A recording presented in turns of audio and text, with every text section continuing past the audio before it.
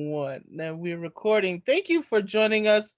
Another spotlight, exhibitor spotlight with Murphy Milburn. Murphy, please just give me your pronouns and tell me a little bit about your connection to the San Francisco Bay Area. Uh, I'm sorry. A loud car just went by. Can you repeat that question one more time? Sure, I'd like to get your pronouns and then your connection to the San Francisco Bay Area. Where are you from, or did you grow up here? What is your Okay, connection to the Bay? sure. I'm Murphy. I identify as he, him, and you know, I'm never ashamed to admit I didn't grow up in San Francisco. I relocated here for college back in 1997, and I've been here ever since.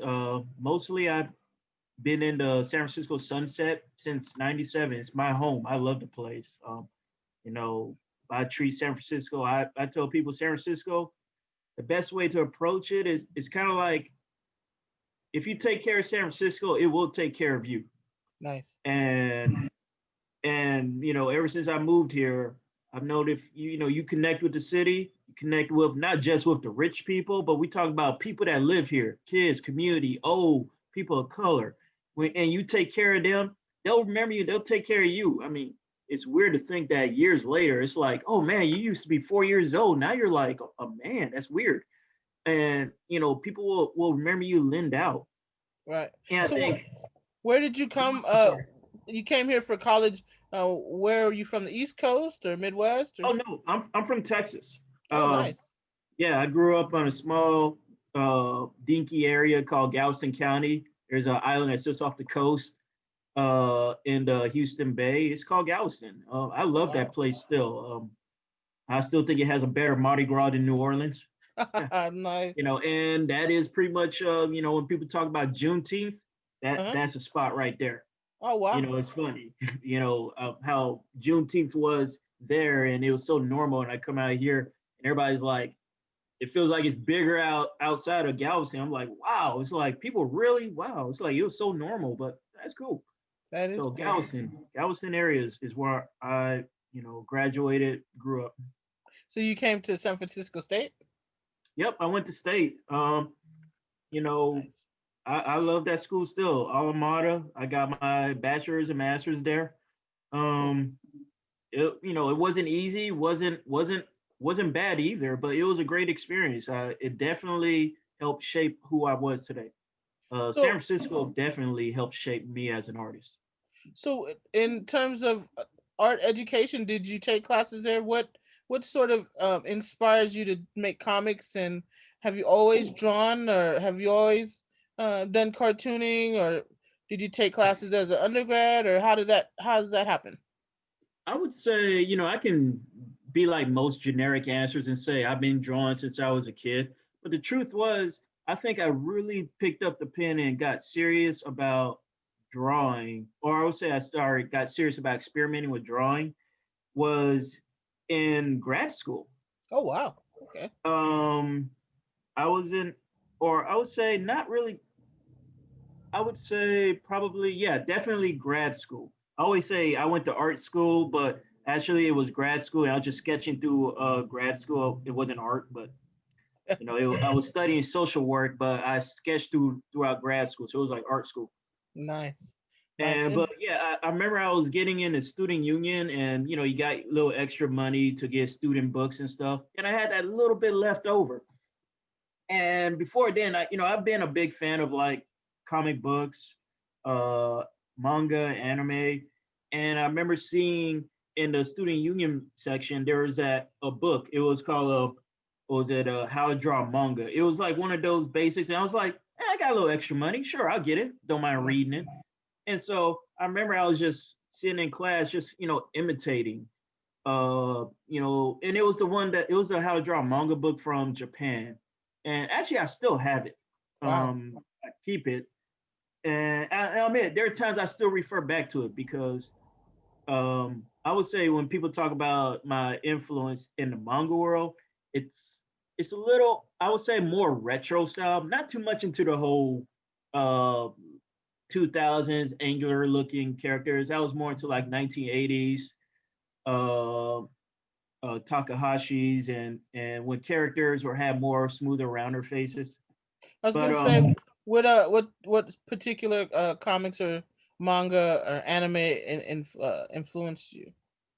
um, that is still, I would say, more the retro kind of stuff. Definitely, in comic books, American comic books. I'm still a big fan of the Silver Age look, the Okay, more abstract looking stuff.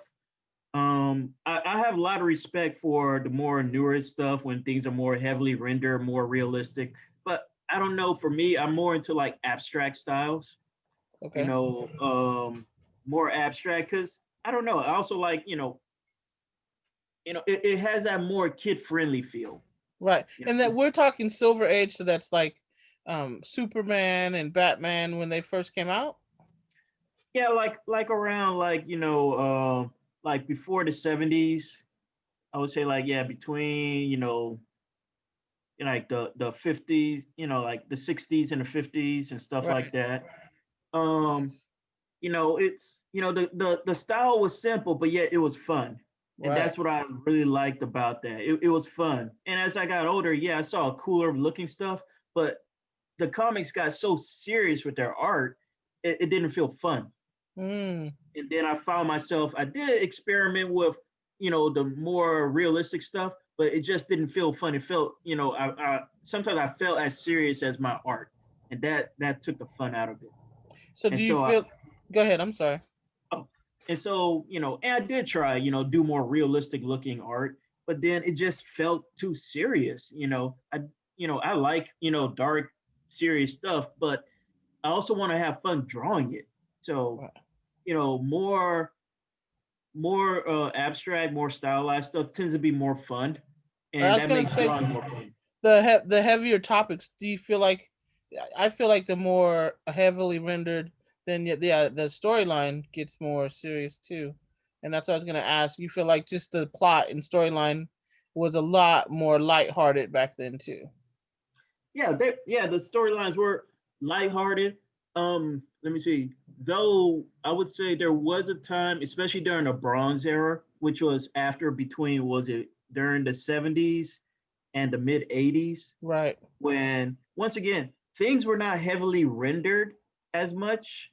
It was still had a little bit of an abstract style, but things were in comic books were really political. What was it? There's always that Definitely. one scene of like Green Lantern and where he's confronting what was it, John Stewart having that thing with Hal Gordon about race issues. Real things Mm, were political, but yet at the same time, the art wasn't as, compared to today where there's, so much rendering and heaviness of black that what was it? Like one of my favorite teams from DC Comics when what was it, the Teen Titans, and when the New 52 shoehorned them, they're trying to be, this is a fun group of teenage kids that are heavily rendered, and they look like they like want to like mug you or something. But this is Titans. They supposed to give me hope. Why they right. make me have Right. Right. Right. too much rendering? Right. And yet they still dealt with, even Teen Titans still dealt with, they had a lot of drama even when they were just kids, Right. but yet the art still reflected their fun youthfulness, but the concept and the storylines were still real for them. So I know some people say the art should reflect the mood, but sometimes there was a, I don't know when did that come about. I don't know, but I do feel um you can have fun art and still have a story to tell. Right. Right. Not everything has to be serious. It reminds me of a Teen Titan Go episode when they were making fun of themselves and the kids. Not sure if you've seen Teen Titans cartoon when It's they're been all real super cute looking kids. it's been a long time since I've seen Oh, yeah. Teen Titans. My And they brother. did an episode where they said it's time to be serious, and they grew like huge chins, and they start rendering faces. That's they're making fun of it, but there's some truth with that. It's Right. like you don't have to be super serious to be serious. Sometimes it's interesting balance, but to each their own. For me, I like to have fun looking characters, and I wish I had some of my I guess more of my darker horror comics, but at the same time, uh the art style is more Silver Age, more open, not as much black, but I tend to use more heavier, darker tones. Okay. You know, I like to use darker tones to show more heaviness. It Right. doesn't always have to be a lot of black or a Right. lot of hatching. Right. And I like that whole open feel where the colors actually fill the character, not so much as like not too much busyness. Right. Got you. Yeah, because I like your mini comics. They all have that playful, even though even some of those have heroes that are like superheroes, but it's very playful, very open, and like highly stylized. I enjoy that, and sort of have a 20s sort of retro feel to them. So I Yeah, appreciate that. And so, just a couple more questions. sure, go ahead. One of the sillier questions. People are finding it more difficult than I thought they would, but I thought it was a funny question. So, if you could only eat three foods for the rest of your life, what three foods would they be? Hawaiian food, yeah, I didn't have to think about that one. Hawaiian food, soul food, if it doesn't kill me. So, are I you love talking soul about food, man. I particular? love Southern soul food, but it can't kill you. That's just the paradox of it. Also, Hawaiian food can do the same thing. But I was gonna say, are you talking about a particular dish like poke and rice or spam and like? Is there a Let me. particular? I see, and that's the thing. It's like when I visit my friends in Hawaii, it's really hard for me to say what I didn't like when I was in Hawaii. I like all their haven't met a dish in Hawaii I haven't like. Even what was it? Even when it was taro, like the purple taro. Um, at first I thought I'm probably not gonna like this. I'm like, oh, okay, it's cool. Like taro, that works. So I no, I haven't hit much of anything in Hawaii. Um, Let me see, soul food, except chitlins. I'm gonna lie, I can't get past chitlins. That's the one. Somebody's gonna send me hate mail for that one. I don't do Like, yeah, chitlins. you don't I like don't. chitlins? Nope. Ooh, man, I'm gonna get dragged. Um, Chitlins are disgusting. yeah, but there is a staple down south. Um, and my other one would have to be, you know, and this might speak to I like diner food. Um, to me, like when people think about what is a great American staple, um, if I have a little bit of patriotism in me, it's diner food. Diner food is an American cuisine, you know, and it'll kill you too. It's greasy spoon stuff.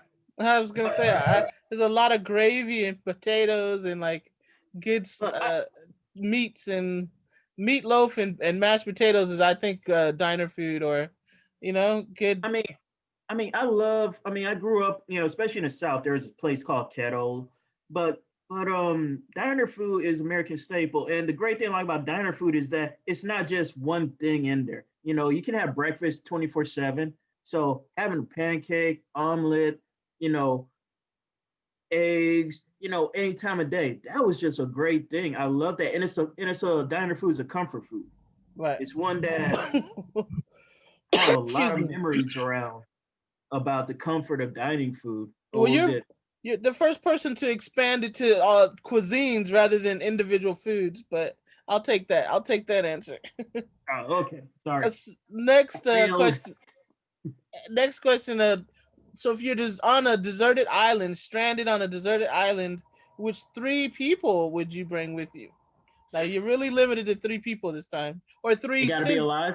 Or I was gonna say they could be from your past, that's a dead or celebrity, or friends, family, whichever. But yeah, three people or three sentient beings because people have been bringing their pets. So I'll say sentient beings. Sentience. Um, Let me see. It's a good question. I will have to go with. Let me see.